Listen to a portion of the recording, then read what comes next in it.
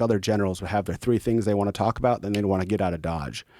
He would ask questions that really had implications. And he is another one of these outsiders who came in to write a system that was not working vis-a-vis Iraq in 2006. And then what happens to him when he leaves? They put him in charge of the CIA. They knew he had been screwing around with this woman. And they're like, okay, he served his function. Now he needs to get out of Dodge. And then he's, got tried for all of these things and sleeping with someone while he wasn't married. And, it's not a ceremonious end for these types. Is that really what happened to Petraeus? That's how he ended? Yeah, he was sleeping with some girl that was writing his book or something along those lines. That's it? Well, I'm not saying married? I'm not saying that's the end of him. Right. All I'm saying is that history will remember the pattern is ending unfavorably. Mm-hmm. You know what I'm saying? And so when I examined Trump, I said, I don't like what he says. I wouldn't want him around my daughters.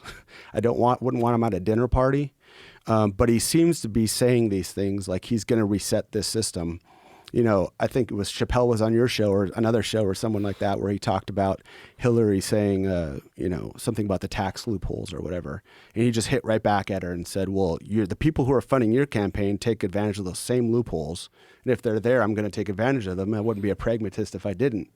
When he started saying stuff like that, it seemed to me like he was going to upend this system. The jury's out on that because I don't know how I feel these days. We can get into that if we want to. But he's an outsider personality, and I thought he was going to really reset the system.